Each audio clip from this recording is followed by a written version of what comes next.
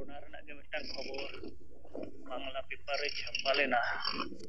ᱟᱫᱚ ᱚᱱᱟ ᱯᱮᱯᱟᱨ ᱠᱟᱴᱤᱝ ᱨᱮ ᱧᱮᱞᱚᱜᱚᱜ ᱠᱟᱱᱟ ᱱᱤᱛ ᱨᱚᱵᱤᱱ ᱴᱩᱰᱩ ᱡᱟᱦᱟᱸᱭ ᱫᱤᱥᱚᱢ ᱯᱟᱨᱜᱟᱱᱟ ᱢᱮᱱᱟᱭ ᱠᱟᱫᱮᱭᱟ ᱵᱷᱟᱨᱚᱛ ᱡᱟᱠᱟᱛ ᱢᱟᱹᱡᱷᱤ ᱯᱟᱨᱜᱟᱱᱟ ᱢᱚᱦᱚᱞ ᱱᱤᱛᱟᱱᱚᱱᱫᱚ ᱴᱩᱰᱩ ᱱᱩᱠᱤᱱ ᱚᱱᱟᱠᱤᱱ ᱨᱚᱲ ᱥᱚᱫᱚᱨ ᱠᱟᱜᱼᱟ ᱡᱮ ᱵᱟᱝᱜᱟᱞ ᱨᱮᱫᱚ ᱥᱟᱹᱨᱤ ᱫᱷᱚᱨᱚᱢ ᱥᱟᱨᱱᱟ ᱫᱷᱚᱨᱚᱢ ᱵᱤᱫᱤᱱ ᱫᱷᱚᱨᱚᱢ ᱟᱨ ᱢᱤᱫᱴᱟᱝ ᱫᱚ ᱦᱟᱺᱰᱤ ᱫᱷᱚᱨᱚᱢ ᱢᱮᱱᱛᱮᱦᱚᱸ ᱟᱹᱫᱤᱵᱟᱹᱥᱤ ᱠᱚᱠᱚ ᱱᱚᱛᱤᱵᱷᱩᱠᱛᱚ ᱦᱚᱪᱚ ᱠᱟᱜᱼᱟ ᱯᱟᱨᱚᱢ ᱟᱠᱟᱱ ᱱᱚᱣᱟ ᱡᱚᱱᱚᱜᱚᱱᱚᱱᱟ ᱠᱚᱨᱮ ᱵᱟᱝᱠᱷᱟᱱ ᱵᱤᱵᱷᱤᱱᱱᱚ ᱮᱞᱟᱠᱟ ᱠᱚᱨᱮ ᱛᱚ ᱱᱚᱜᱼᱚᱭ ᱡᱮ ᱟᱵᱚᱨᱮᱱ ᱦᱚᱲᱟᱜ ᱱᱚᱜᱼᱚᱭ ᱵᱤᱪᱟᱹᱨ ᱠᱷᱚᱢᱚᱛᱟ ᱫᱚ ᱛᱤᱱᱟᱹᱜ ᱞᱳ ᱞᱮᱵᱮᱞ ᱨᱮᱱᱟᱜ ᱠᱟᱱᱟ ᱦᱟᱺᱰᱤ ᱫᱷᱚᱨᱚᱢ ᱦᱚᱸᱠᱚ ᱵᱟᱝᱢᱟ ᱠᱚ ᱚᱞ ᱦᱚᱪᱚ ᱠᱟᱜᱼᱟ ᱱᱮᱛᱟᱨ ᱦᱚᱸ ᱦᱟᱺᱰᱤ ᱫᱷᱚᱨᱚᱢ ᱠᱚ ᱨᱚᱲ ᱵᱟᱲᱟᱭᱮᱫ ᱜᱮᱭᱟ ᱟᱫᱚ ᱱᱚᱣᱟ ᱤᱧᱟᱹᱜ ᱵᱤᱪᱟᱹᱨ ᱞᱮᱠᱟᱛᱮ ᱯᱟᱞᱮ ᱛᱚ ᱢᱟᱨᱮ ᱵᱮᱵᱚᱥᱛᱷᱟ ᱥᱟᱶ ᱡᱚᱲᱟᱣ ᱟᱠᱟᱱ ᱱᱩᱠᱩ ᱥᱚᱥᱟᱥᱚᱱ ᱵᱮᱵᱚᱥᱛᱷᱟ ᱨᱮᱱ ᱡᱟᱦᱟᱸᱭ ᱯᱨᱚᱢᱩᱠᱷ ᱠᱚ ᱟᱨ ᱵᱟᱝᱠᱷᱟᱱ ᱱᱚᱜᱼᱚᱭ ᱚᱞᱚᱜ ᱯᱟᱲᱦᱟᱣ ᱦᱚᱲ ᱠᱚᱦᱚᱸ ᱱᱤᱛ ᱦᱟᱹᱵᱤᱡ ᱛᱮ ᱱᱤᱛᱚᱜ ᱥᱚᱢᱚᱭ ᱨᱮᱦᱚᱸ ᱱᱚᱜᱼᱚᱭ ᱡᱮᱠᱚ ᱨᱚᱲᱮᱫ ᱠᱟᱱᱟ ᱡᱮ ᱟᱵᱚ ᱦᱟᱺᱰᱤ ᱫᱚ ᱯᱚᱨᱤᱪᱚᱭ ᱛᱟᱵᱚ ᱯᱟᱞᱮ ᱚᱱᱠᱟᱱᱟᱜ ᱢᱤᱫᱴᱟᱝ ᱱᱤᱢᱱᱚᱜᱟᱢী ᱩᱭᱦᱟᱹᱨ ᱠᱷᱚᱱ ᱜᱮ ᱚᱠᱟ ᱮᱨᱤᱭᱟ ᱠᱚᱨᱮ ᱪᱚ ᱦᱟᱺᱰᱤ ᱫᱷᱚᱨᱚᱢ ᱚᱱᱟ ᱦᱚᱸᱠᱚ ᱨᱚᱲᱮᱜᱼᱟ ᱵᱟᱝᱠᱷᱟᱱ ᱠᱚ ᱚᱞ ᱦᱚᱪᱚᱭᱮᱜᱼᱟ ᱟᱫᱚ ᱚᱱᱟ ᱫᱚ ᱟᱵᱚ ᱟᱹᱫᱤᱵᱟᱹᱥᱤ ᱥᱮ ᱥᱟᱱᱛᱟᱲ ᱡᱟᱹᱛᱤ ᱠᱚ ᱞᱟᱹᱜᱤᱫ ᱛᱮᱫᱚ ᱟᱹᱰᱤ ᱢᱟᱨᱟᱝ ᱢᱤᱫᱴᱟᱝ ᱚᱱᱩᱱᱱᱚᱛᱚ ᱥᱮ ᱚᱱᱟ ᱞᱟᱡᱟᱣ ᱞᱮᱠᱟᱱᱟᱜ ᱢᱤᱫᱴᱟᱝ ᱯᱨᱚᱠᱟᱥ ᱠᱟᱱᱟ ᱤᱧᱤᱧ ᱩᱭᱦᱟᱹᱨᱮᱜᱼᱟ ᱱᱤᱛ ᱟᱵᱚ ᱡᱟᱦᱟᱸ ᱜᱚᱢᱠᱮ ᱛᱟᱹᱠᱤᱱ ᱠᱤᱱ ᱢᱮᱱ ᱠᱟᱜᱼᱟ ᱡᱮ ᱥᱮᱸᱜᱮᱞ ᱥᱚᱢᱟᱡᱽ ᱥᱩᱫᱷᱟᱹᱨ ᱥᱚᱵᱷᱟ ᱟᱛᱳ ᱟᱛᱳ ᱨᱮ ᱥᱮᱴᱮᱨ ᱞᱮᱱᱠᱷᱟᱱ ᱟᱨ ᱩᱱᱠᱩ ko ᱛᱟᱞᱟᱨᱮ ᱱᱚᱜᱼᱚᱭ ᱡᱮ ᱱᱤᱛ ᱯᱨᱚᱠᱤᱛᱤ ᱯᱩᱡᱟᱹ ᱟᱹᱫᱤᱵᱟᱹᱥᱤ ᱠᱚ ᱥᱟᱸᱜᱮ ᱡᱟᱦᱟᱸᱭ ᱟᱵᱚ 2011 ᱥᱟᱞ ᱨᱮᱭᱟᱜ सेंसस आधार ते 50 लाख खन ढेर वो ᱚᱞ ᱦᱚᱪᱚ ᱠᱟᱜᱼᱟ ᱟᱫᱚ ᱱᱤᱛ ᱡᱟᱦᱟᱸ सेंसस से जनगणना हुᱭᱩᱜ ᱠᱟᱱ ᱟᱨ ᱚᱱᱟᱨᱮ ᱥᱟᱸᱜᱮ ᱦᱚᱲ ᱡᱩᱫᱤ ᱥᱟᱨᱱᱟ ᱫᱷᱚᱨᱚᱢ ᱠᱚ ᱚᱞ ᱦᱚᱪᱚᱭᱟ ᱠᱚᱭᱮᱠ ᱠᱳᱴᱤ ᱜᱟᱱ ᱮᱸᱰᱮᱠᱷᱟᱱ ᱫᱟᱨᱟᱭ ᱠᱟᱱ ᱫᱤᱱ ᱨᱮᱫᱚ ᱡᱩᱫᱤ ᱥᱚᱢᱟᱡᱽ ᱱᱚᱣᱟ ᱥᱟᱨᱱᱟ ᱫᱷᱚᱨᱚᱢ ᱮᱡᱮᱱᱰᱟ ᱵᱟᱠᱚ ᱵᱩᱡᱽ ᱨᱮᱦᱚᱸ ᱫᱟᱨᱟᱭ ᱠᱟᱱ ᱫᱤᱱ ᱨᱮᱫᱚ सुप्रीम कोर्ट रे केस कते हों धर्म जितकर रिया कमी होरा कोई संभव कना मेनखान धर्म nyutum इदी कते बंगाल करे जहां विभेद मतो पार्थक्य ओना मेना गया नित हो मेनखान जतो kon ढेर दो नोय कमिया जदि प्रचार प्रसार ठीक ठाक तहेना हर आतोरेन को सजागोआ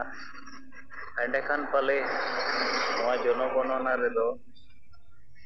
सारना धर्म ऑल हचो रेना संख्या बढ़ती दारिया नोडे धर्म रेना ठीक ठाक माने हो पाले अब जातियार समाज रे बनु कारण ते नोनकाना अडी लेकाना nyutum को नीत रोर रकाबोग कना ñeloगोग कना प्रचार प्रसारोग कना दो बार बार गमके तकिन किन मेन का एटा जाति को तो ठौको किया धर्म माने दो जुमित कना धर्म माने दो सेवा कना धर्म माने दो शिक्षा कना धेरा धर्म माने दो राजनीति हो कना और ओना रेना मिदटांग नित समय जनी उदाहरण दो अब बो नेल किया नुकु आरएसएस को विश्व हिंदू परिषद जुतुम ते गोटा और धर्म जुतुम ते को जुमिदे को हिंदू धर्म जुतुम ते और बीजेपी रूप ते हो वोट को जावरा किया और भारत दिसम रे निते प्रधानमंत्री राष्ट्रपति को बेनाव के को और 22 जनवरी 2024 साल रे दो नोआ अयोध्या रे राम को प्रतिष्ठा के दिया उनको तो मिल लेका मेन गानोआ धर्म तलाते वोट जुमित को तैयार केते तो भारत दिसम रे राजनैतिक शासन और धर्म शासन nitok ko chalaw dareyak kana da no nongkana mitang adi marang mitang noa da udaharon kana je dhorom tem jumid lenkhan disom hom chalaw dareya ar jahan do पौराणिक कोनो चरित्र कहो बोंगा मेनते प्रतिष्ठा दारिया को समाज रे दिसोम रे अदो अबो समाज रेन बुद्धिजीवी को डॉक्टर इंजीनियर बांखा नय पार्टी आधार ते जहां एमपी एमएलए को से नीता समय रे राष्ट्रपति हो बनाव कान रे हो धर्मे जुमिदा धर्म ते सेवा गाना धर्म ते शिक्षा ᱧᱟᱢᱚᱜᱼᱟ धर्म ते हो राजनीति शक्ति ᱧᱟᱢᱚᱜᱼᱟ नो नोआ कथा बाबो बुझाव दारे खाते नित अबो धर्म लेकाते हो गोलामी राजनीति लेकाते हो गोलामी अकागे मेना बोआ नोडे खन अब समाज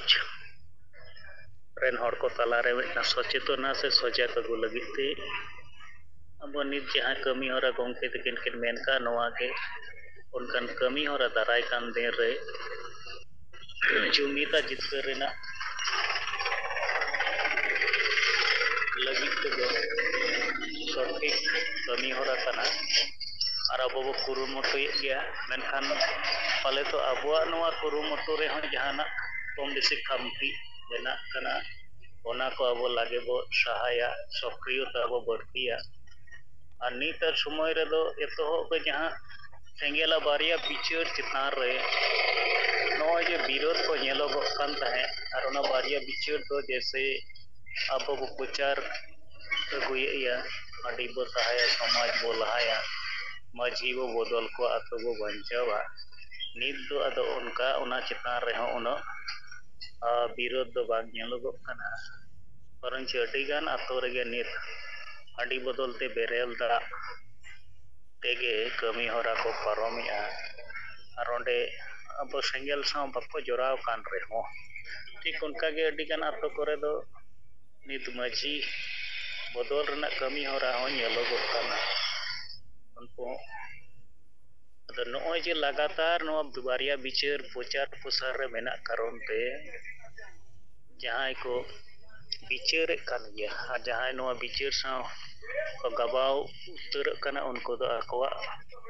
इलाका रे से परिवार खन नोआ हंडी साहा बांकना को आतो लगी ते मजी बदल कमी को हुई होचया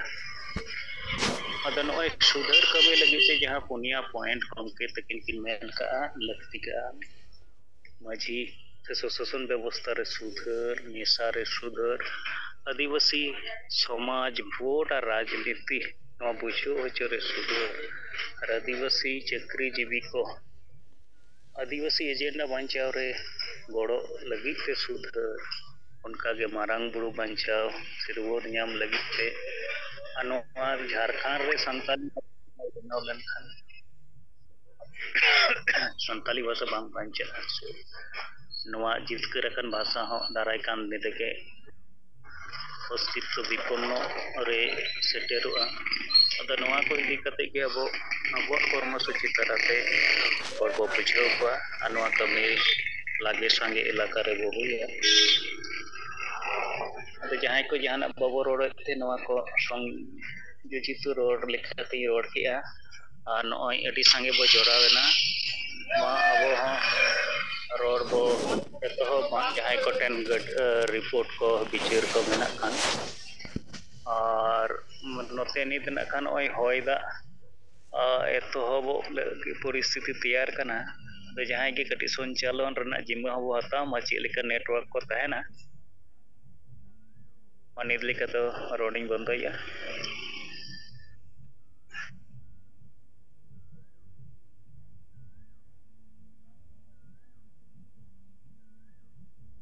कथा को आजम लेना से बान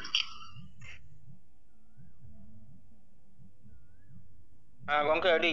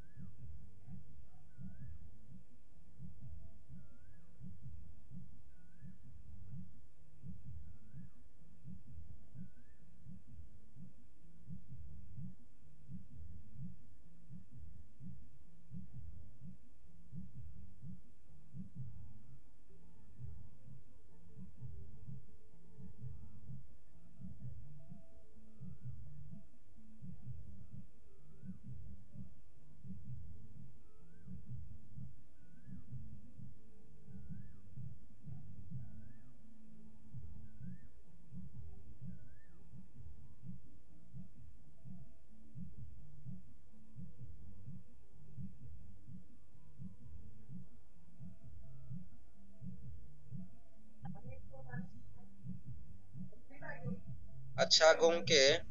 आबेन अर्जुन मार्डी बिसुनगाड़ बेन ओल कदा आबेन ओकोय कना बेन कटी बिन लay ᱧᱚᱜ ᱞᱮᱠᱷᱟᱡ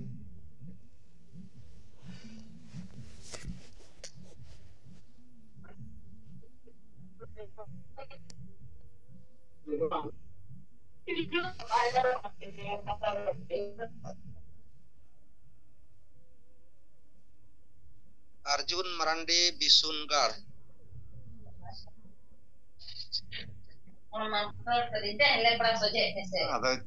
आबेना उपरुम कटी बेन लay ᱧᱚᱜ ᱞᱮᱠᱷᱟᱡ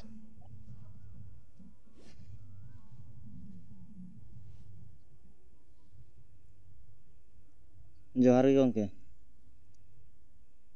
जोहार गे अलिंग दो विष्णुगढ़ दो ब्लॉक के साथ तलिंग अलिंग दो आतु दो हुई कना डुमरिया टाण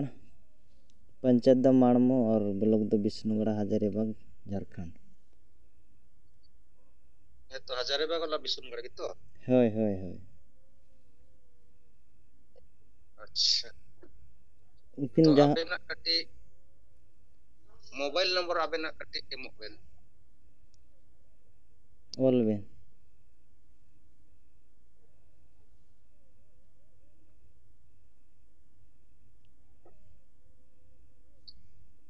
है मासे लय बेन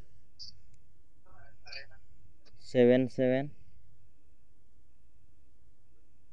77 61 हैं 61 61 85 85 05 05 76 76 मोती लay kida Arjun Marandi Arjun Marandi nyutum taben Dumria bang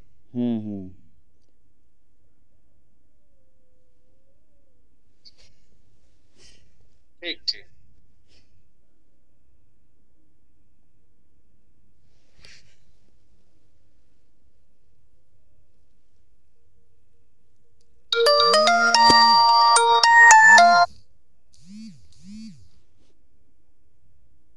president तो तीन नवा जुमरे अबरन पार्से जितकरिया दिसोम गंके मातन जे प्रवासल तमो साथे सनम पनतरेन सेंगेल लीडर को इन पाठा से कुना दोड़ाते मानत जोहार तो सोशल मीडिया को चितान रेना मी पर कथा सोशल मीडिया रे नेलोगो खाना अबो नवा सावता रेना स्वशासन व्यवस्था जहां मेना तबना माजी परगना व्यवस्था नो व्यवस्था तला खुना के अबरेन माजी बाबा को अब संतल को धोरिया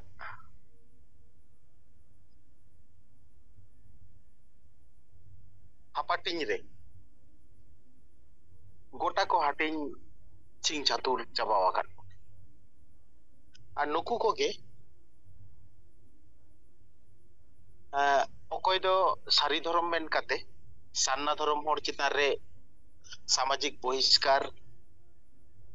डाडो बारन नोंकाना कमी होरा को चलाव इदिया उनका के ओकोय दो सान्ना धर्म जुतुमते सारी धर्म होर चितान रे डाडो बारन तो नो नोंकाना स्वशासन व्यवस्था रेन अबरेन माजी बाबा को सावता तालारे अबो सावतारेन मानवी को चितान रे नाहाचार दिनम गे सोशल मीडिया तालारे नेलोगो खाना नुकु माजी बाबा कोता बन गे अपना धर्म कोड लगिते जहां लेका आतुरेन सनाम होर को आते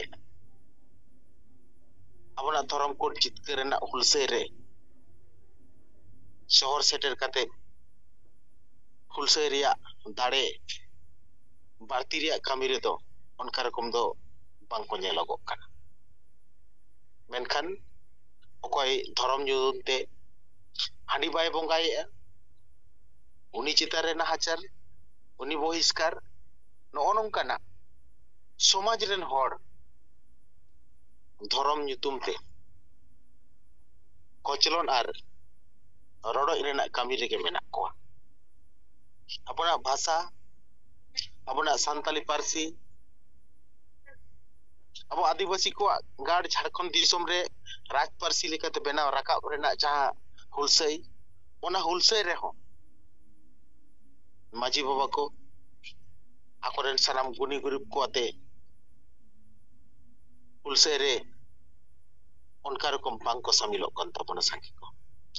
ᱠᱤᱪᱷᱩ ᱜᱟᱱ ᱠᱚ ᱥᱟᱢᱤᱞᱚᱜ ᱠᱟᱱᱟ, ᱱᱩᱠᱩ ᱫᱚ ᱟᱵᱚ ᱥᱮᱸᱜᱮᱞ ᱯᱟᱦᱴᱟ ᱥᱮᱫ ᱠᱷᱚᱱᱟᱜ ᱥᱟᱭ ᱥᱟᱭ ᱵᱚ ᱥᱟᱨᱦᱟᱣᱮᱫ ᱠᱚᱣᱟ। ᱛᱚ ᱱᱚᱜᱼᱚ ᱱᱚᱝᱠᱟᱱᱟᱜ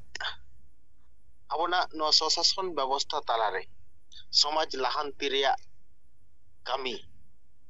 ᱡᱟᱦᱟᱸ ᱛᱤᱱᱟᱹᱜ ᱞᱟᱹᱠᱛᱤ ᱠᱟᱱᱟ, ᱚᱱᱟ ᱨᱮᱱᱟᱜ ᱥᱟᱢᱟᱱᱱᱚ ᱯᱚᱨᱤᱢᱟᱱ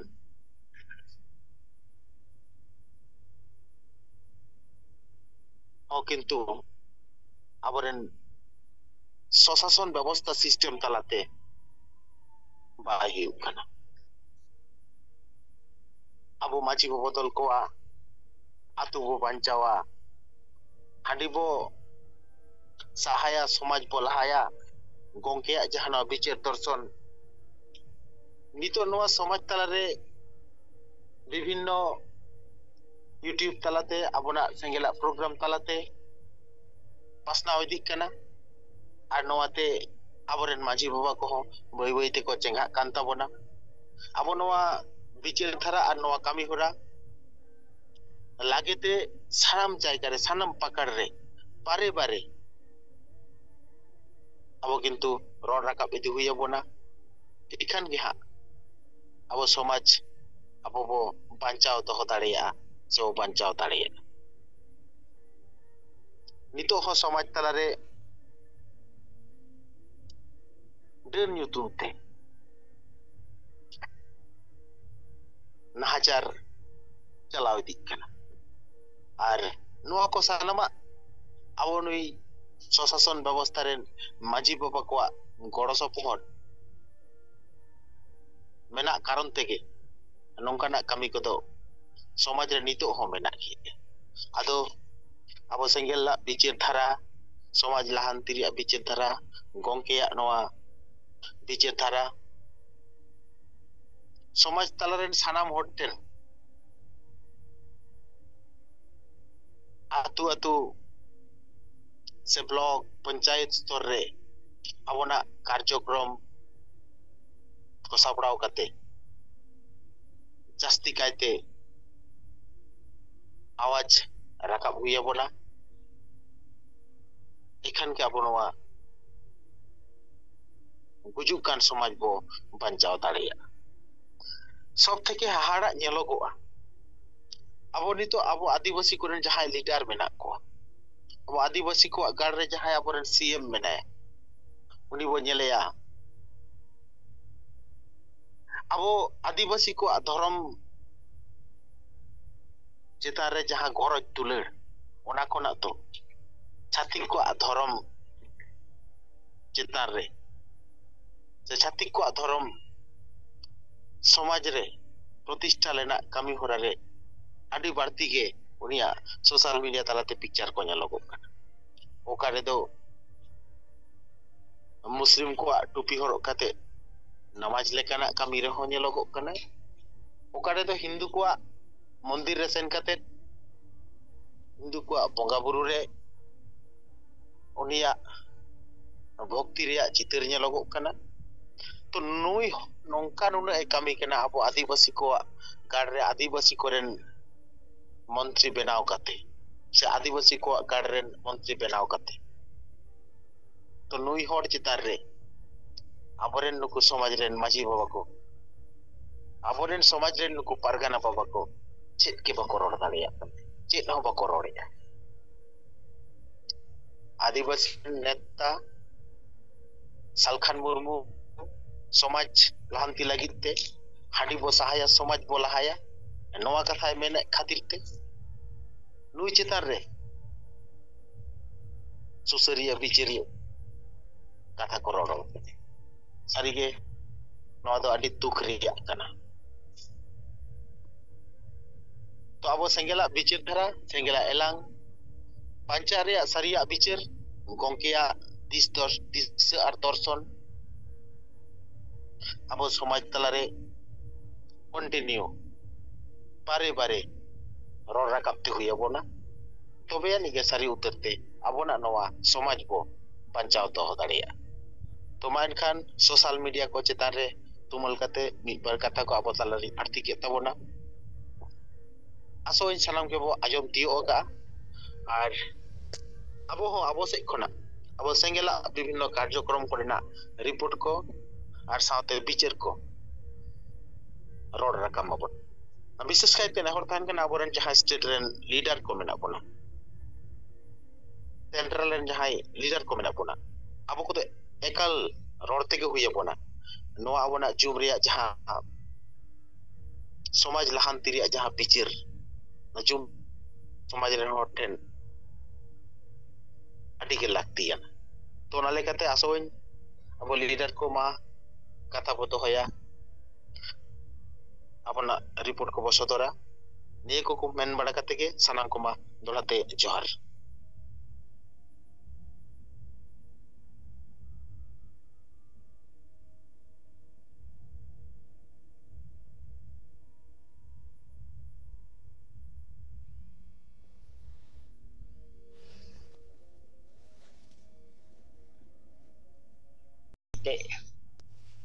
जहाँ अबुआ हांडी बदलते बेरल दाते सार सगुन बापला हुई सतना आदो ओंडे सेटल को ताहे कना अबु जिला सभापति परिमल मार्डी छात्र मोर्चा प्रेसिडेंट परिमल हासदा साथे गोंगरामपुर ब्लॉक सभापति विप्लव हेमरम आर साथे सनाम सिंगल कमिए को आर ओंडे अडी बेस आर अडी नापाय ओंडे अबुना सिंगल परिवार नोंका लगभग 25 থেকে 30 টি গান মেনা কুয়া আর ওंडे अबुआ जहां नवा उइहर मारे डाहार बगी केते नवा डाहार निया अबुआ एजेंडा सामांग केते कि नोंडे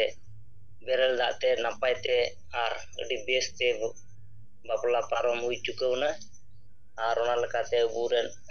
जतो सिंगल कमिए कुकु नेता हो ताहे कना सेटल को ताहे लेना आर ओंडे जहां अबुआ निया जहां 2025 रे जहां जनगणना और लेखा निया इदी केते हो नोंडे बिस्तर ते हर हो बडाय चुहिना आर साथे जहां 10 में अबुआ उत्तर बंग रे जहां निया जनजागृत साना धर्म कोड जनसभा इदी केते हो नोंडे प्रचार प्रसार होइना अडी बेस अडी चेहरा आर शॉर्ट टाइम रे निया बापला दो पारमना जे दिन पे दिन रेगी नि बापला दो मुचना आर नोते दो आले दक्षिण दिनाजपुर जिला दो नोका हरो को हेना मिद दिन आर दोसार हिल दो बरिया तु को चलावना उन हिल गी को रोड हे तलेया आर दोस तेसार हिल दो भोज को जम होलागी मुच होइना आदो नय शॉर्ट टाइम रे नंदे आर हड़ को विचार दा जे निया गी नापाया आर अडी गान कुबुल माताल दो नुको दो बको खुशी ᱧᱚᱜ आकना आदो अकोय को खुशी आर बको खुशिया आदो नि गोंगरामपुर रे दो बेस अडी नापाय निया सेंगल रे कमी होरा चला कना आर नेतो आले निया जहां 10 तारीख इदी गेते आलिया प्रोग्राम से नोंडे प्रचार प्रसार आलिया चला कना आदो अलिया रिपोर्ट दो निने दरी गे आदो मा दोलाते सनाम को सेंगल जोहार दक्षिण दिनाजपुर जिला रेना गंगारामपुर ब्लॉक खन अब गंगारामपुर ब्लॉक रेन सेंगल परगना सरदार मार्डी गंके अब ताला आडी बेस नापाय मिड रिपोर्ट ए आरती आबोना तो नय नितो हांडी बदलते बेरेल दाते अब सावता रेना धर्म कमी आडी नापायते बापला कमी होरा को हुइसत के तबोना तो ना बापला कमी रे सेलेट लेन से बापला कमी सत सापड़ा रेन परिवार को अब सेंगल परिवार को सानाम को अब सेंगल पाटा से खना आडेली सरावार जोहार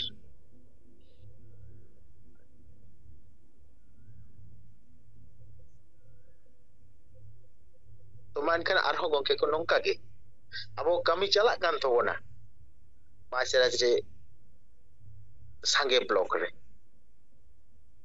jahan tinaig gan ge abo jahan tinaig gan hor salak bo ropor kan ona ko ho abo node bo rod ragap lekhan adi ge besogo.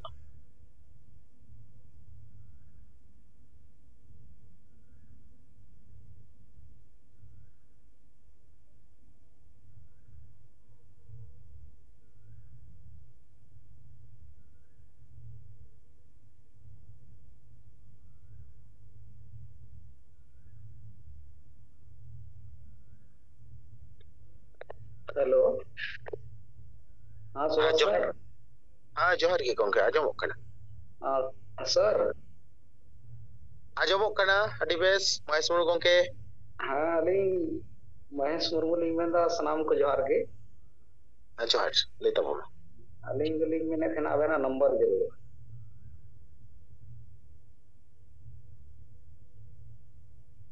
हाँ sir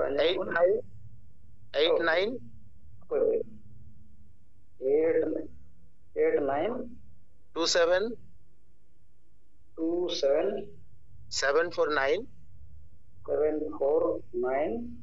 351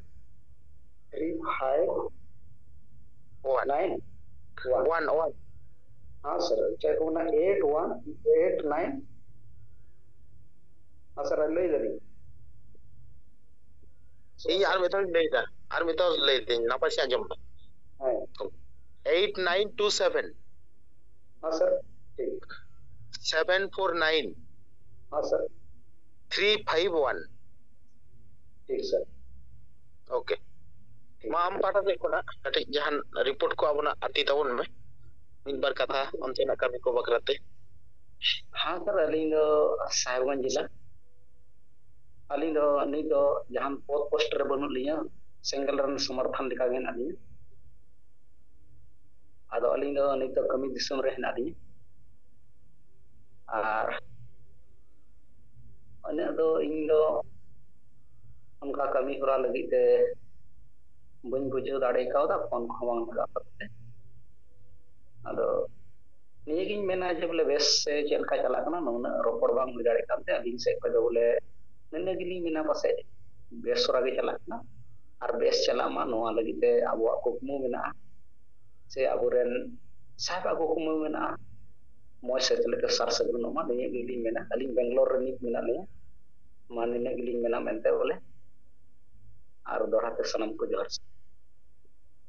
a Mahesh Murmu gongke sarhao abo hoy sangin disom re tahe kate reho abona jati sawta lagit te abo sengela bichar dhara re goro se no bichar dhara kusi kate aya raska abo talare sodor kida ar asoy Mahesh Murmu gongke abo lagit te jaha ton mon thonte abona noa kami hora laha lagit te jaha goro ko noa ko ma tahen ma ni ko men mala kate ke ma sarhau ar johar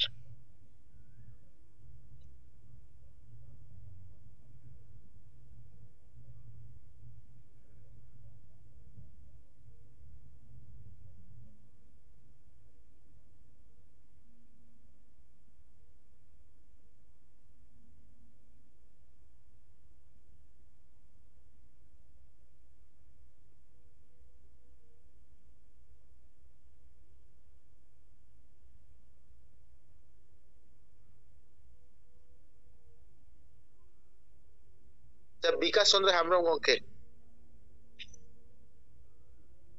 ajom tiyo dare tabon gan khanem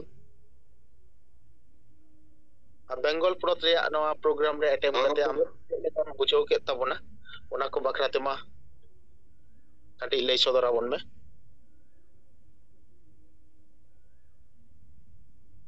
Bikas Chandra Hembrem gongke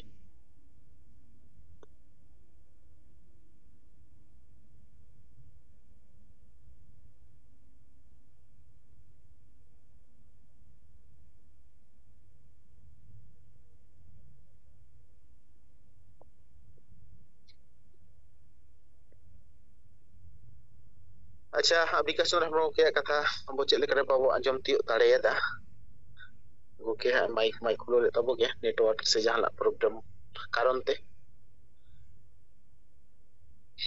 तो Udoynath Hembrong gomke abin pahata sed khonag Uड़ीसा korenaग report ko.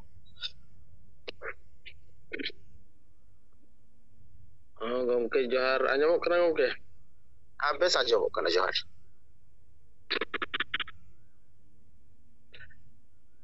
Ita bo Udoynath Hembrong Uड़ीसा ponot Mayurbhanj jila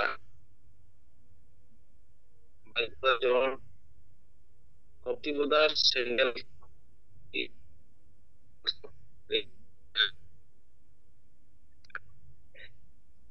ado nodena report lekate Koptiboda sub division rena jaha abo Sorot থানা অন্তর্গত শরৎ block শরৎ পঞ্চায়েত কেসরা করে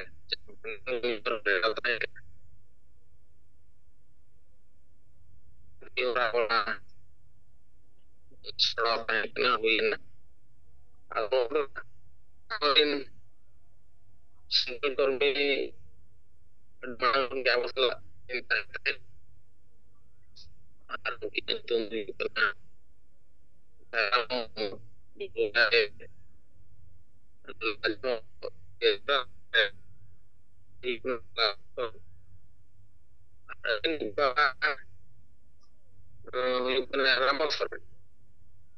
Aduh, mungkin aku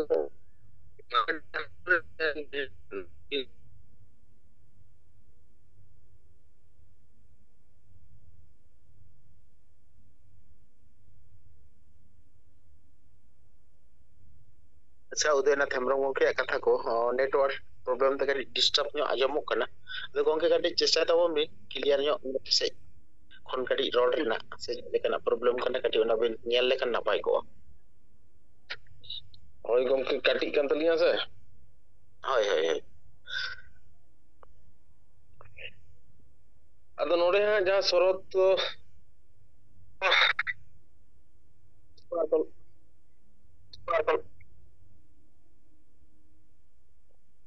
hello ᱜᱚᱝᱠᱮ ᱟᱸᱡᱚᱢᱚᱜ ᱠᱟᱱᱟ ᱦᱮᱸ ᱢᱟ ᱞᱟᱹᱭ ᱤᱫᱤ ᱛᱟᱵᱚᱱ ᱢᱮ ᱦᱳᱭ ᱟᱫᱚ ᱠᱟᱹᱴᱤᱡ ᱠᱟᱱᱟ ᱥᱮ ᱟᱹᱰᱤ ᱢᱩᱥᱠᱤᱞᱚᱜ ᱠᱟᱱᱟᱞᱤᱧ ᱟᱫᱚ ᱥᱚᱨᱚᱛ ᱨᱮᱱᱟᱜ ᱱᱚᱣᱟ ᱠᱮᱥᱯᱨᱟ ᱴᱚᱞᱟ ᱨᱮ ᱡᱟᱦᱟᱸᱭ ᱥᱟᱜᱨᱟᱢ ᱥᱚᱨᱮᱱ ᱛᱤᱠᱤᱱ ᱟᱯᱟᱛ ᱦᱩᱭᱩᱜ ᱠᱟᱱᱟ ᱨᱟᱢᱵᱚ ᱥᱚᱨᱮᱱ ᱱᱩᱠᱤᱱ ᱟᱵᱚ ᱢᱟᱨᱮ ᱰᱟᱦᱟᱨ ᱞᱮᱠᱟᱛᱮ ᱟᱹᱰᱤ ᱜᱟᱱ ᱠᱤᱱ ᱧᱩ ᱛᱚᱦᱮᱞ ᱵᱩᱞᱩᱜ ᱠᱟᱱ ᱛᱟᱦᱮᱸᱫ ᱠᱟᱛᱷᱟ ᱵᱟᱹᱠᱤᱱ ᱟᱸᱡᱚᱢᱟ ᱟᱹᱰᱤ ᱮᱴᱠᱮᱴᱚᱬᱮ ᱦᱩᱭ ᱛᱟᱞᱟ ᱛᱮᱜᱮ ᱩᱱᱠᱤᱱᱟᱜ ᱡᱤᱣᱤ ᱦᱚᱸ ᱱᱟᱥᱟᱣ ᱞᱮᱱ ᱛᱟᱦᱮᱸᱫ ᱪᱟᱞᱟᱣᱮᱱ 13/3/2025 ᱨᱮ ᱟᱫᱚ ᱚᱱᱟ ᱞᱮᱠᱟᱛᱮ ᱵᱷᱟᱸᱰᱟᱱ ᱥᱟᱯᱲᱟᱣ ᱦᱩᱭ ᱞᱮᱱᱟ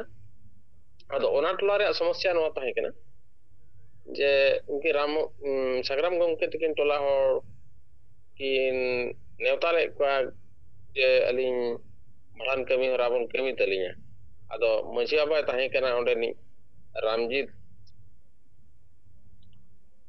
ᱢᱟᱱᱰᱤ ᱜᱚᱢᱠᱮ ᱛᱟᱹᱠᱤᱱ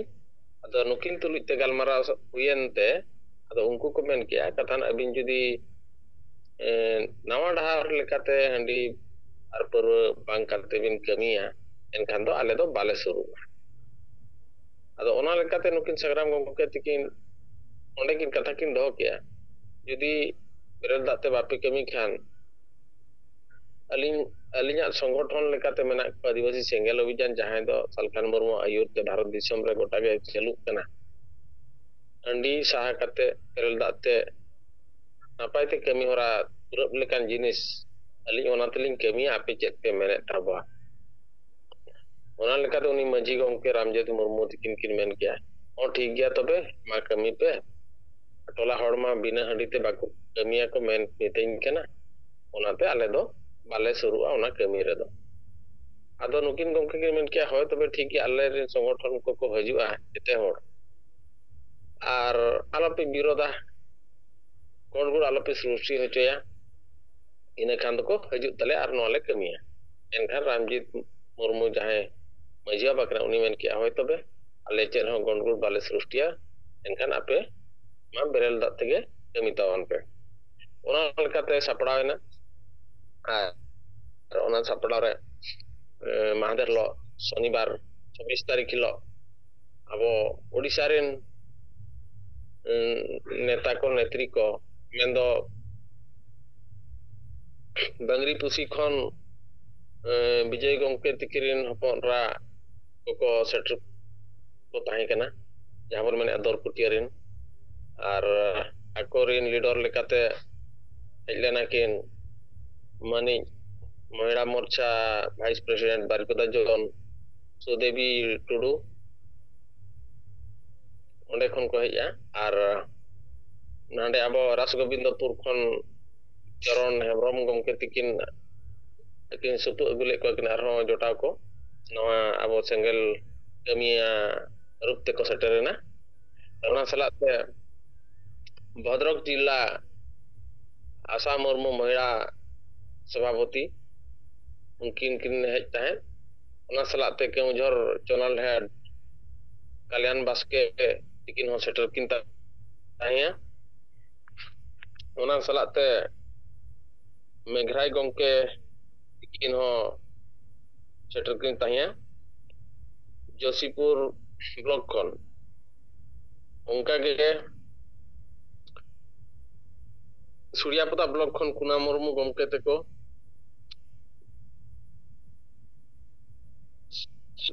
सारसकोड़ा खन कासरा एटुडू गमके तेको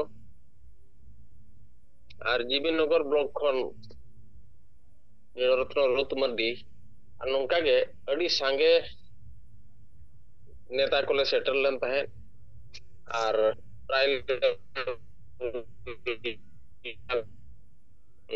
कर्मी को सेटर रखो और ओना कमी दो होला कमी हुईना सेता खन अले कमी रोले सपड़ाव किया और भाड़ान उमेना ओना सलाते अब जहाँ बन मेता कना हा जनवरी 20 रे भीमकुंड घाट ओंडे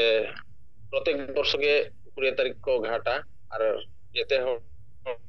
जहाँ तिना को गजपुर को ओंडे को जांग को बहेल ताहे आदो ओना लेकाते अब सपड़ा हो उनी जहाँ घाट Pargana मेनाया उनकिन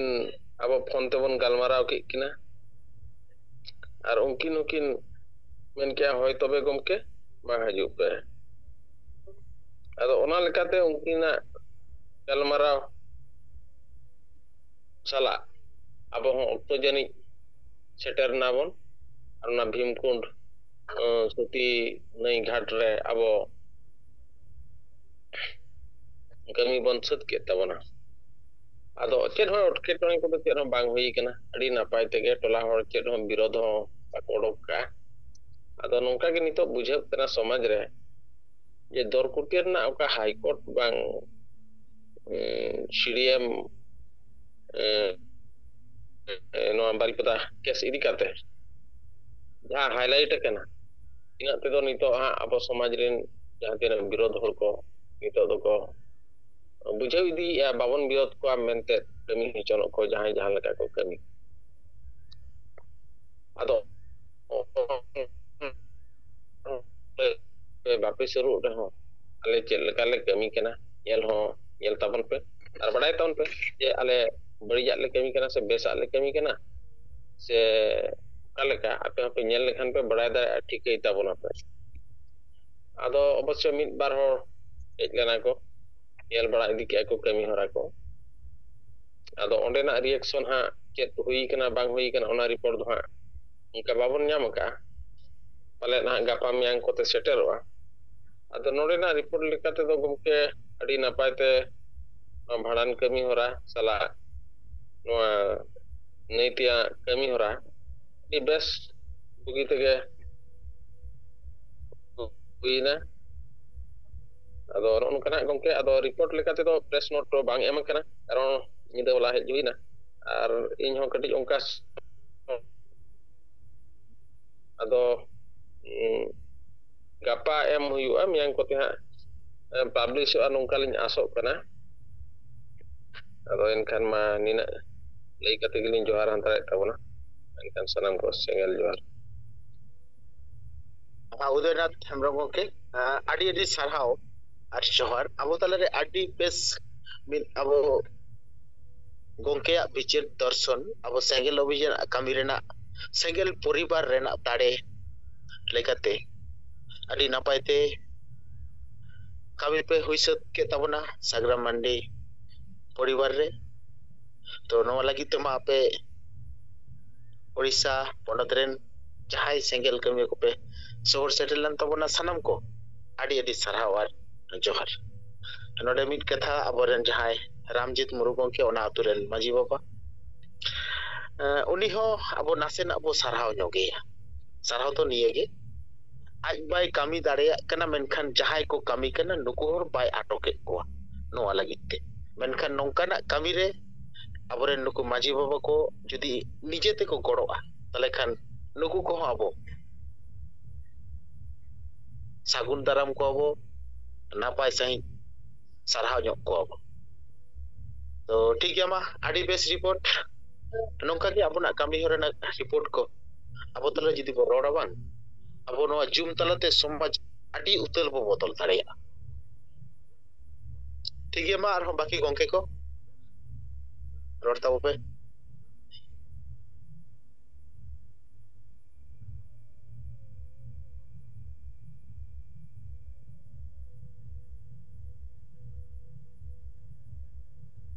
taro gongke abin ho maiko kule tabo tahin bin na ma kulo kete abina bicer ko kata ko arti lekhan bin adi ge napayoa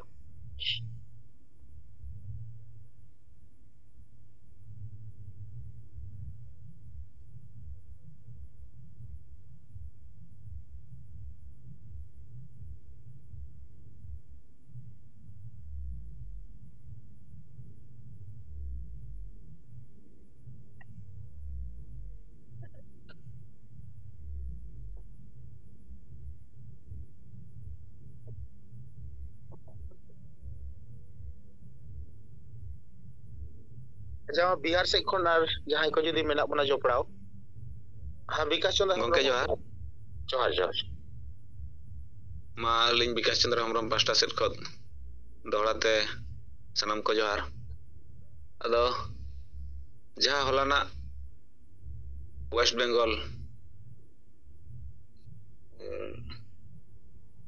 Bakura district jaha Chatna re program huina ona do adi bes program huina jaha tina abo Donesor gongke tikina sapao kurumutu te ado onde khon gan ha Bengal disam re le marang mitang sar bon teram ka se bom bon posa ka ar onde khon badaya kan than adi gan student ko mal korin select ko tahelena unku ko gan hawa kata odi bistar sai disam kore ko lei gya jeno kana kana mitang program hoina diwasi cengel obijan set khot ado ma alinya uйхар te ondena program do adi ge huyena ado ona program re seledo karon te jaha Koptibada blog Sorat Panchayat Kespada atureni Sagram Soren tikina bhanan kami rare lin dan munmu gongke sala marang re lin ropol lena ar onde do aboren kami ko atet ge phon phante ona kami hora hui seten ge menkhan jaha tinang ge sengel kami ko yuria ko madam ko noare select ko tahelena gongke ko nuku ho lin pasta set khon adi sai sarhaw lin chala ko kana ar nongka ge abo katik katik kami kami te noa somaj re pura stapit utarok gya sarige bina nise bina handi tere ho bhanan bapra chutiat kami hora noy lagatar bon sabidi gya ado ma ine men bada kate ge sanam ko dolate mujara johar Bikas Chandra Hembrem gongke adi adi sarhawar johar to matla mandi gongke mase amo abo Hugli Jorria program ko bakrate mane gapa jaha sapraw akan noa reya sat sapraw ko chet leka hui sat akana nasena ona ho report akarte ar bicer ko ho jodi am patha se konam arti kitab bona napai ko matla mandi gongke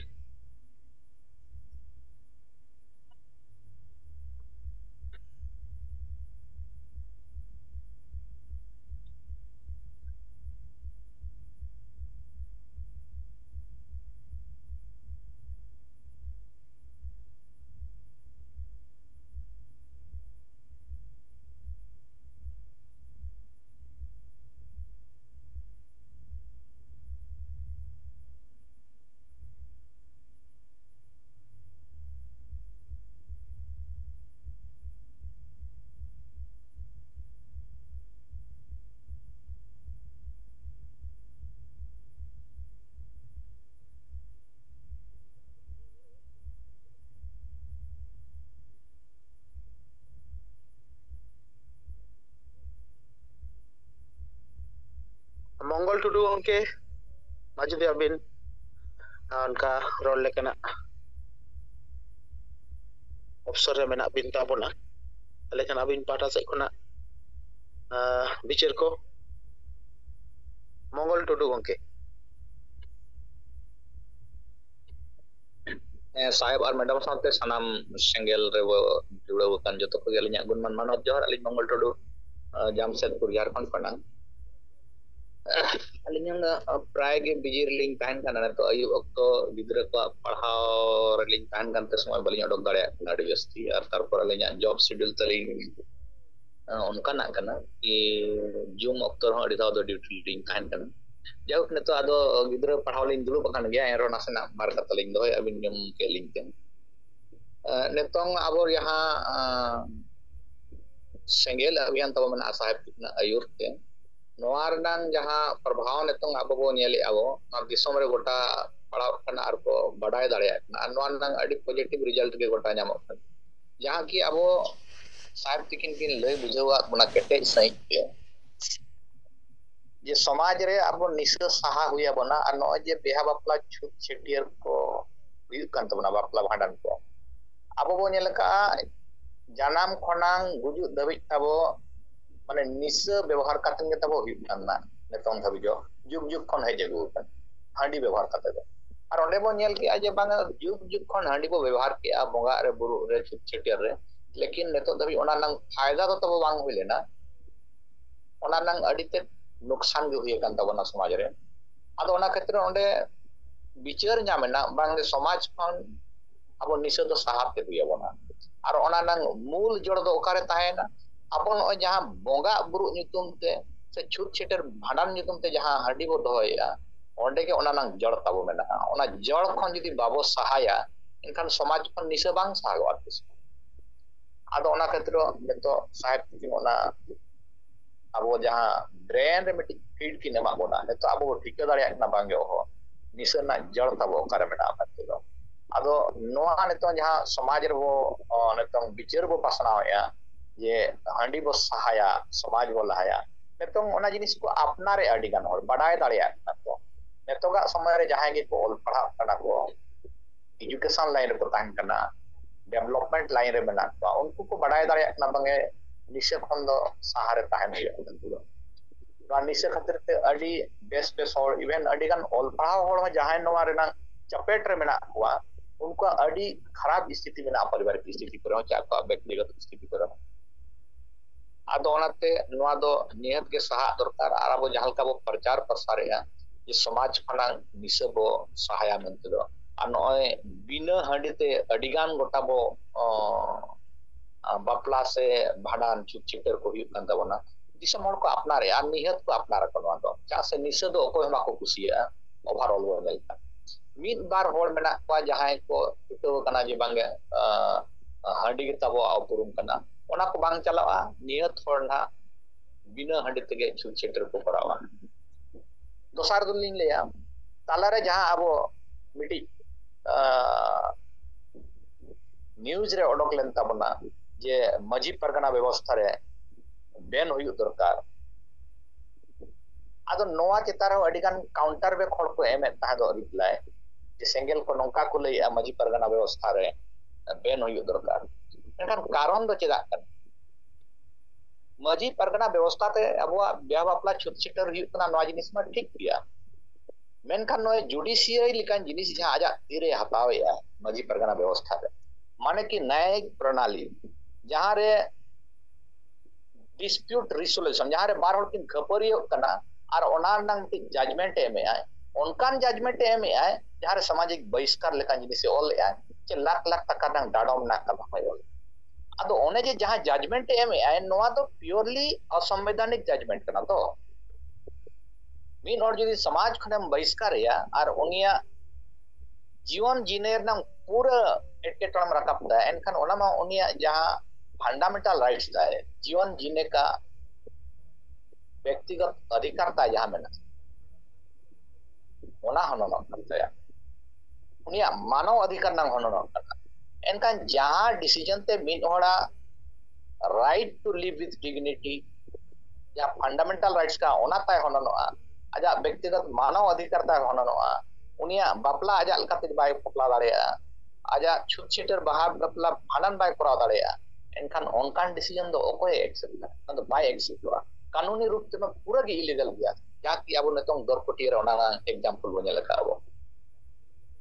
আদো যাহা ব্যবস্থা রে অনকান decision যদি এমায় যে সামাজিক বহিষ্কার কান জিনিস से सामूहिक रूप से मिट्टी दन को साबे और उन्हीं को कुटुंब मुझे करना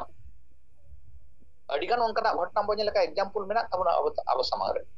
बिचर तलार को कुटुंब मुझे करना नौका जिनिस बने लगा उनका डिसीजन बीरभूम ले बने लगा आज जहाँ रे रेप लेकर डिसीजन को एम लेता है तो आरो बने लगा जहाँ रे 7 लाख टका डाडोम करते तो मर्डर लेकर केस को रपा तो पहाड़ता जहाँ की उनको तो मिट्टी उम्र के सजा होना हुई दरकार अब जहाँ संगठन जहाँ व्यवस्था गे उनकान जुदी असंवैधानिक मिट्टी डिसीजन एम करते मिड होड़ा right to live with dignity हंडांग हननाय दुनिया मानव अधिकार नंगे हनना एनखान ओना व्यवस्था तो बैन हुई दरकार तो आदो अडिगान हड़ को बिचारी आमिन आपको चेदा नोंकान कथा को लई जो मजी परगना व्यवस्था मुचे दो मजी परगना व्यवस्था मुचे नंग दो कथा दो बांग हुई कना मजी परगना